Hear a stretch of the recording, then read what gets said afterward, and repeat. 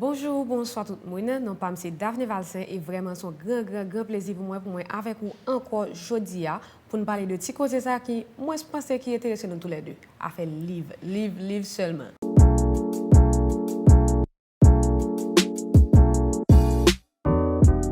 Jeudi à sous plateau moi un auteur avec moi, un très jeune auteur. Et avant même que moi quitte nous découvrir qui est-ce qui est avec moi jeudi, m'a prendre un petit temps tout petit pour me remercier tout le monde qui rend émission ça possible.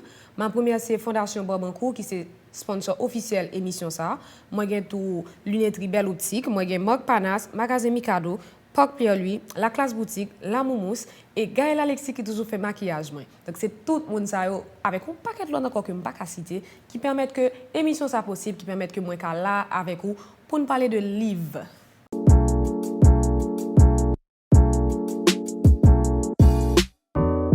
Mon invité pour aujourd'hui, c'est Stéphana Dorval. Stéphana, c'est un jeune auteur, un très jeune auteur. D'ailleurs, premier livre, il a en juin qui s'est passé. Le livre, ça c'est Siromiel Axel, son recueil de poèmes. Donc, bien entendu, elle va nous parler de ce livre, mais aussi, la font temps pour parler de rapport avec lecture, comment ça a commencé, etc. Donc, bonsoir Stéphana. Merci d'avoir accepté mon invitation. Vraiment bien content que vous là, vous nous faire parler ça aujourd'hui. Mais avant nous entrer dans le corps du sujet, je vais présenter tout pour le monde qui a regardé. Bonsoir Daphné. D'abord, je dis merci à vous-même pour ce que vous avez invité moi sur le plateau. Et moi, c'est Stéphana Dorval. Moi, j'ai 23 ans. Moi, c'est une étudiante finissante. Moi, quasiment fini en gestion des affaires à l'INAGE. Et moi, c'est un jeune professionnel tout. Moi, je travaille dans le milieu édition. Ah, encore, donc vous êtes dans le monde là. Dans le monde littéraire, totalement. Donc, tu as signé en juin dernier ton premier livre. Est-ce que tu as retourner sur l'expérience? Comment ça t'est? Le 6 juin 2021, j'ai fait la première vente signature de Siromiel Axel, qui c'est le premier livre que j'ai sorti. C'est un recueil de poèmes. Et c'était une très belle expérience, côté que j'ai vécu un rêve que j'ai gagné depuis l'adolescence. Moi, j'ai écrit depuis que j'ai 13 ans comme ça. Et là, je suis dans la classe réto, je vraiment approché dans le futur. Je me dit bon, je vais attendre pour vraiment venir un auteur qui confirmé. Et donc, en juillet, là, moi, vive expérience, là, ok, moi, jeune et tout, mais je savais un peu, je savais plus ou moins ce que je faisais, ce que je voulais. Et le public était très bien accueilli, moi, des jeunes comme moi, anciens collègues, moi, des professionnels que je travaille avec eux déjà, que ce soit dans le milieu littéraire, là, parce que moi, je travaille déjà en tant que rédactrice, en tant que narratrice. Mais là, je me présentais au grand public en tant que poétesse, bien que moi, j'ai écrit l'autre genre littéraire tout.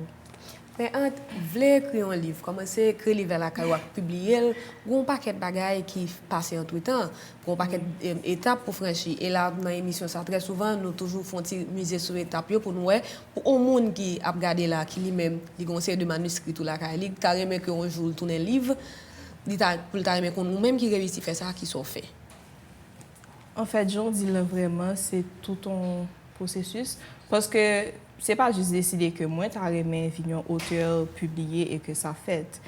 Parce que Jean Zoulin, depuis l'homme qu'on m'a écrit, j'ai des tas de manuscrits qui sont là, des œuvres qui sont terminées, des œuvres qui sont inachevées. Mais des fois, il manque le courage de pouvoir les présenter à quelqu'un d'autre ou bien de donner ça à lire à des dizaines de personnes. Mais encore, il y a une différence de faire lire ça à tes amis qui déjà connaissent, qui bien aiment, etc., qui vont être peut-être cléments en termes de critique, avec le que vous pourrez soumettre à des professionnels et puis finalement au grand public. Justement, parce qu'il faut que ça ait du poids pour d'abord présenter devant une maison d'édition et puis après pour le monde pour lire et que ça va rester dans le temps. Donc, avec Siromiel Axel, ce n'est pas que je juste me dire que je vais écrire un recueil de poèmes en créole, non. En fait, moi, j'écris chaque texte à part. Donc, ce ne sont pas des recueils de poèmes, mais en fait, il y a 4 poèmes. Oui, il y a 4 poèmes. C'est pas comme chaque page, il y a des fois des poètes, c'est chaque page son poème. Mais là, j'ai rapidement compris que tu as un lien, que c'est un gros poème avec des thèmes spécifiques. C'est comme ça que j'ai regroupé les poèmes. Donc, c'est après, je crois que j'avais fini d'écrire Symphonie Fenoué. Et puis, je me dis, mais bon, j'ai 4 longs textes en créole comme ça, et que je trouvais faire pour Donc, je soit allongé quelques noyaux et puis me constituer un livre. Et puis, j'ai fait ça. Genre, j'étais avec mon ordi dans ma chambre, je fais 11 semaines entières, m'a collecté, j'ai corrigé, j'ai fait la mise en page même. Et puis, j'ai vu, OK, ça m'a donné une centaine de pages. J'ai dit, bon, OK, on va voir ce qu'on peut faire avec. Et j'ai donné ça à lire à 2-3 amis avisés qui sont dans le monde littéraire autant que moi. Et ils ont apprécié. Bon, Stéphana, ok, tu peux te lancer. Parce que moi, je voulais publier un livre pour publier un livre. Parce que je connaissais un bagage qui a prêté. Il faut qu'il ait un poids, il faut qu'il raconte un bagage, il faut qu'il interpelle les gens. Donc, c'est comme ça que je me suis Ouais, là, lancée. tu as contacté une maison d'édition ou bien ou essayer de faire le contour. Donc, j'ai contacté une maison d'édition. Avant, j'allais faire ça à une première maison d'édition, juste avant que je commence à travailler pour une maison d'édition. Et là, j'ai dit ça, genre, je suis écrivaine dans l'interview. J'ai dit ça, c'est à Correct pour édition. J'ai dit, bon, moi, j'écris. Et puis, ah bon, tu comptes publier comme je dis, mais je suis en plein processus là. J'avais déjà contacté une maison d'édition. Et puis, elle dit, non, pas moi pour travailler avec moi. Pour publier la caméra. Et puis, on a fait ça. J'étais dans la cuisine. Genre, il a fait mise en page, moi, ouais, il a fait couverture, moi, ouais, tout le bagaille qu'il a fait devant. Et tu, avec même malgré le alors, il y a deux fois, avec travail, maison d'édition, il y a pile, il y a des suggestions que il fait, etc. Donc, mais là, puisque toi, tu étais dans la cuisine, est-ce que vous avez l'impression que tu as participé vraiment activement?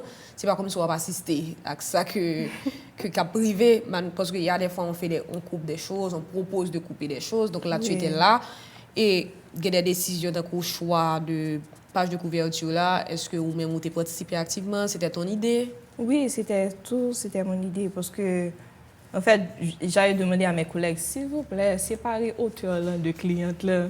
Parce qu'ils me disaient, Stéphane, tu nous rends la tâche difficile, ou toujours là, ou après tout le bagage. Je dis, non, ferme-moi. Donc, j'avais dit, je voulais que ce soit ce bleu-là. Et je voulais que ce soit la mer, parce que la mer, c'est un thème qui revient beaucoup dans ce que j'écris, que ce soit en poésie créole, français, ou même dans un roman.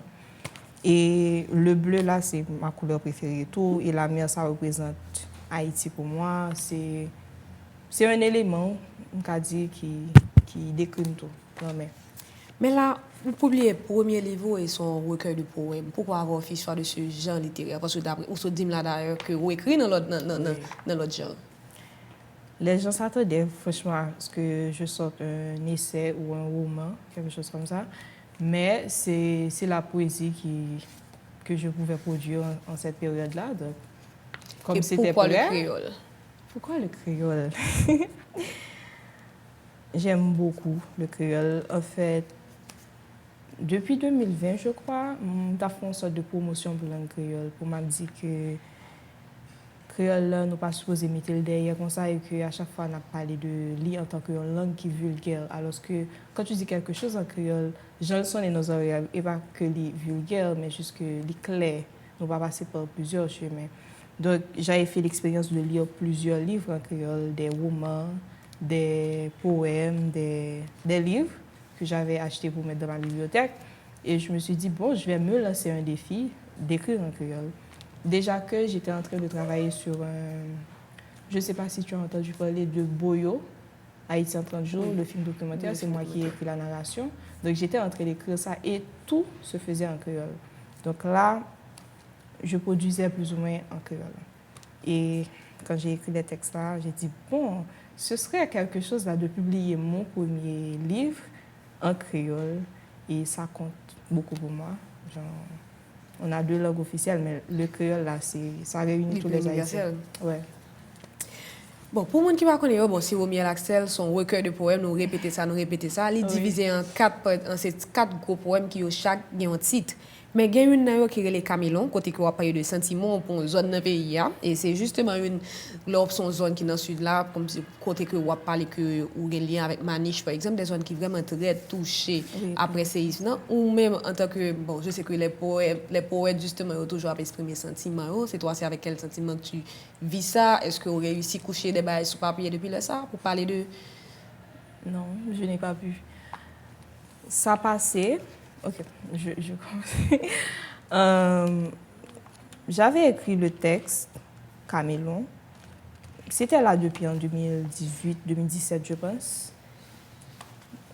j'allais à Maniche voir mes grands-parents. Et là, c'était avant l'enterrement de ma grand-mère. Et j'y allais une fois de plus. Et j'avais tous les sentiments là, comme quand j'y allais quand j'étais petite.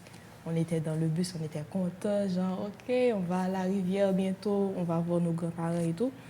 Et il y a toujours cette nostalgie quand je n'y vais pas. Et des fois, en été, quand je ne peux pas y aller, et récemment, je ne pouvais pas y aller à cause de Mortissan, là, qu'on ne peut pas traverser. Donc, ça me manquait. Et je me disais que c'est chez moi, je m'y sens bien. Quand je vais mal, j'y vais, je me déconnecte de tout. Et là, je peux réfléchir, je peux produire, je dors très tôt, il n'y a pas de téléphone pour m'ennuyer et tout. Et puis, c'est comme ça. Donc, après le séisme, là, quand j'y ai été, parce que tout ce que j'ai connu, tout a changé. Déjà, avec Mathieu, ça avait changé. Et après le tremblement, toutes les maisons, les gens sont déplorés, ils ne savent pas quoi faire. Donc, il y a tout ça. Il y a beaucoup de choses à remarquer. Les écoles qui ne sont plus, l'Église catholique qui s'est effondrée là, parce que il fut un temps, après le séisme de 2010, j'ai été à l'école là-bas, à la paroisse de Sainte-Rose de Lima. Donc tout ça, ça a disparu et c'est bizarre. Donc, mais c'est ça, comme si il y a des fois, il y a des gens qui, par exemple, j'ai un paquet de livres qui étaient écrits après 12 janvier, que ça avait servi d'inspiration à les gens. Par exemple, un livre que je très aimé, c'est Tout bouge autour de moi de Lanny Laferrière, qui t'a tiré inspiration d'un événement tragique. Oui. J'ai toujours cru que c'est ce que faisaient les poètes. Non, ça viendra, ça viendra. Et une coïncidence, j'étais en train de lire Tout bouge autour de moi quand ça s'est passé. J'allais au Cap Haïtien et il y avait le livre de il y a mon amie là, sa maman l'a appelé, elle a dit mais Lilo, tremblement s'est passé là. Donc c'était ça. La chose. Mais ça va venir quand même, il faut que je parle de ça. Que tu t'exprimes. Oui. Tu es assez jeune, et là, bon, tu es plutôt de cet âge où on a différents gens, comme si on a différents centres d'intérêt, et c'est pas forcément, surtout dans le temps où il est là, lecture avec écriture, pas forcément la donne. C'est que si on est dans le téléphone, il y a sorti avec amis, etc. Donc, mais toi-même, ou à lire, ou à écrire, qui ont géré tout ça? Est-ce que ça veut dire que tu te, ou senti que tu passes à côté de certaines choses de ton temps? Des fois, oui. Ça me fait bizarre des fois quand je parle à quelqu'un, surtout avec un mec qui essaie de me connaître. Tu aimes faire quoi? J'aime lire. Et de dire que j'aime la lecture, je passe beaucoup de temps à faire ça. Je trouve ça un peu bizarre de dire ça des fois, mais quand même, c'est ça. Mais j'essaie de faire autre chose aussi. D'ailleurs, je dois en profiter quand même. J'aime m'amuser, j'aime sortir, voyager. Je suis tout le temps en déplacement pour aller dans les provinces. J'aime aller à la mer et tout. Je sors quand même. Mais la lecture, là, c'est... Mais pas des gens qui peuvent juger que, surtout à cet âge-là, avec les études, bon, le travail aussi, que il n'y a pas de temps pour lire. Toi-même, tu fais comment pour gérer cette partie-là, de créer du temps en fait pour lire? Je ne crée pas vraiment de temps, pas volontairement. Ça arrive. Parce que ça dépend de mon humeur, ça dépend de ma disponibilité. Des fois, comme ces dernières semaines-là, je me sens disponible à lire. Ok, je passe des journées entières à travailler sur des livres d'autres personnes, je corrige. Mais en rentrant chez moi, quand même, j'ai envie de lire un bon bouquin, genre qui est déjà fini. Oui, que vous ne pas lire vos corrections, vous ne pas chercher faute. Justement. Mais des fois, je peux passer beaucoup de temps sans pouvoir vraiment lire un livre. Mais ça dépend. Mais quand on voit tes études, je ne vois pas vraiment ce qui t'a dirigé vers ça, pour travailler dans le domaine, ça. Oui, en fait. Mais même toutes les femmes m'ont dit ça. Ça m'a fait une gestion. Parce que depuis l'homme secondaire, j'ai dit que je voulais étudier communication sociale à sciences humaines. Avant ça, je voulais aller à l'UNOT. Mais distance que j'ai fini l'école en 2016, j'ai eu un problème dans la faculté, ça a toujours qu'on a bien grève et tout. Donc mes professeurs m'avaient dit, Stéphane, tu es bonne en maths, tu es calé en lettres aussi, mais quand même, ces facultés-là, c'est beaucoup de problèmes et tout. Donc fais quelque chose d'autre. Mais quand même, pas vraiment sur Inagien. Mais, et seul là me composer dans toute faculté de l'État, bon là-dedans, tout si bon me font tirer et regarder me net. Mais qu'on y a appris depuis quelques temps, mais pour un petit peu revenir à la source, comment ton initiation à la lecture a été faite? Je ne sais pas trop.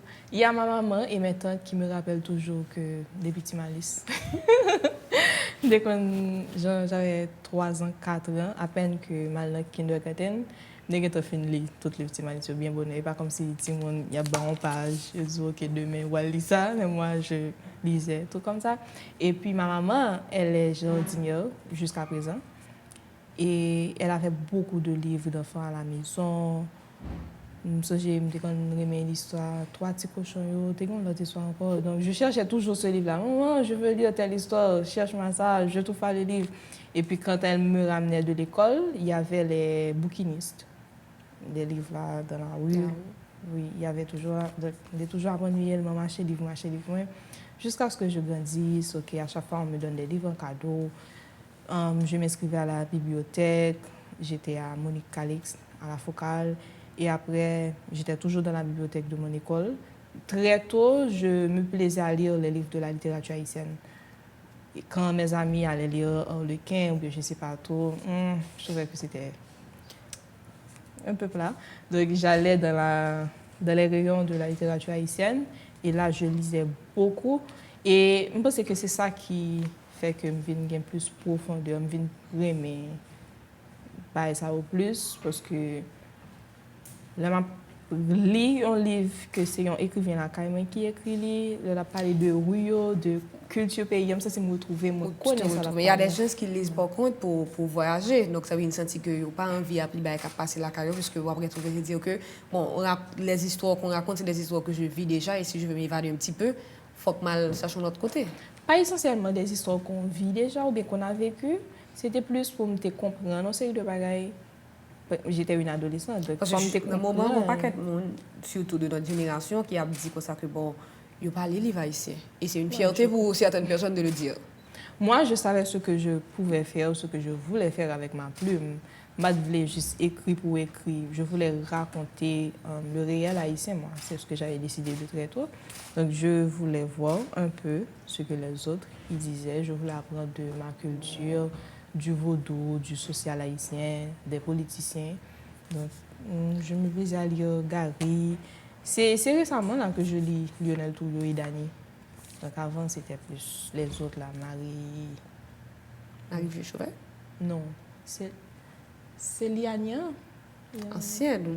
Ouais. C'est un plus loin que ça. Il y avait beaucoup de quelqu'un. J'ai découvert comme ça Louis-Philippe d'Alembert, beaucoup de personnes. Mais là, ton livre est paru depuis juin, il n'est pas trop longtemps, le livre est très jeune, surtout que dans une période que pas vraiment un grand événement, mais sinon quand même, quel retour que tu as pu avoir, quel feedback au cas où recevoir de monde qui était venu acheter dans votre signature, de monde dans l'entourage? C'est un feedback très positif. Franchement, je suis très reconnaissante parce que dès le premier jour même, il y avait une très grande affluence de personnes. Et après, il y a eu beaucoup de gens qui me contactaient, qui voulaient avoir mon livre, même dans l'international. Mais quand même, à cause de la situation du pays, et ça a beaucoup ralenti les ventes, les activités. Mais ceux qui ont lu le livre, ils ont beaucoup aimé. Surtout le poème Marelle Lamour, et Siomel Axel, bien sûr. Marelle Lamour, dans lequel je raconte. C'est une introspection. Je voulais me chercher en amour et tout. Je voulais comprendre certaines choses. Et là, ça a été bizarre pour moi. Pour moi, puis moi, il y a toujours un problème ça autour. Je vois que dans la génération, ça très fréquent. Et que parole yo retrouvé dans parole yo. Donc c'est ça me pire aimer, c'est que le monde a identifié dans ça que moi dit, dans ça que me raconter. Et oui, ça a été très positif. Et quelqu'un qui veut acheter le livre, est-ce que la personne peut trouver? Le livre est disponible à la Pléiade, que ce soit la Pléiade. Oui, là, j'ai trouvé mon exemplaire à Bois-Patate. Ah, ok. À Pétionville aussi, et aussi à Astérix. Et vous pouvez aussi passer à Corecpo, c'est à Delma 66. Oui, c'est là. Et tu as mentionné que tu n'écris pas que des poèmes et que vous écris dans l'autre genre tout. Donc, est-ce qu'il faut attendre que prochainement, que le prochain ouvrage soit publié à pas forcément un recueil de poèmes encore? Prochain ouvrage là, c'est un roman ou bien un recueil de récits. Des récits. Pas des nouvelles, des récits. Oui. Tu peux faire la différence pour les gens? Les récits, ça peut aller dans... Par exemple, Tout bouge autour de moi. Moi, j'identifie ça comme un recueil de récits. Genre, il y a un fil conducteur, c'est vrai, il y a un sujet précis, mais sur différents angles. Mais les nouvelles, c'est des histoires précises. Des histoires courtes, précises, qui avec un thème, peu de personnages. chaque histoire, yo, sont un bagage spécifique. Oui, c'est ça. Donc là, ça veut dire que ou gain de ou gain une série de bagages qu'on a déjà commencé à écrire que ou quand même penser que vous va mettre dehors bientôt. Oui, début de 2022, j'espère. Donc c'est ça les projets immédiats. Oui, c'est ça. Donc je pense qu'on va s'arrêter maintenant. Mais s'il y a une dernière chose que tu voudrais ajouter pour au monde qui on est hésitant, par contre, si il faut aller dans la librairie, lire un livre, il va finir sûr qu'il l'a bien acheté. Bah, toi, qui ça me dit, sinon que c'est une belle découverte, je peux garantir nous ça, côté que nous pourrons plonger soit dans nous-mêmes, soit dans le pays, ou bien voyager aller de l'autre côté tout. N'a pas prendre un pile de l'autre monde, ou bien de ressenti par nous. Des fois, quand nous sentons des choses, on qui pour exprimer, ou pas même qui position par rapport avec ce senti. Donc, ce livre est là pour ça, parce que ça parle d'Haïti, de ce qu'on vit dans le pays, de comment ça nous affecte. Ça parle d'amour aussi, de soi-même, d'amour de soi. Ça parle d'autrui, de passion, de découverte. Et elle est en créole. Oui, en créole. On va prendre un pile mot. Bon, c'est deux mots, c'est comme ça que tu écrit. Oui. Mais voilà, j'espère que vous avez pris plaisir de regarder cette discussion que moi j'ai fait avec Stéphana, mais j'espère tout que livre ou une idée qu'on a de qui ça là dans sous pas qu'on connaît et que vous avez des raisons pour l'acheter. Stéphana, merci d'avoir accepté mon invitation. Merci à vous-même qui t'a regardé l'émission ça et puis tout. Merci à tout le monde qui permet que l'émission possible. Moi je vais parler de sponsors moi j'ai Fondation Robincourt, magasin Belle Optique, Mog Panas, magasin Mikado, Porc Pierre-Louis, Beauty, La Classe Boutique, La Moumous, Gaël Alexis qui fait maquillage et bien entendu équipe technique là qui travaille en pile. Et moi-même Daphné Valsien, moi bon rendez-vous pour l'autre semaine pour une autre conversation qui a toujours porté sur affaire livre.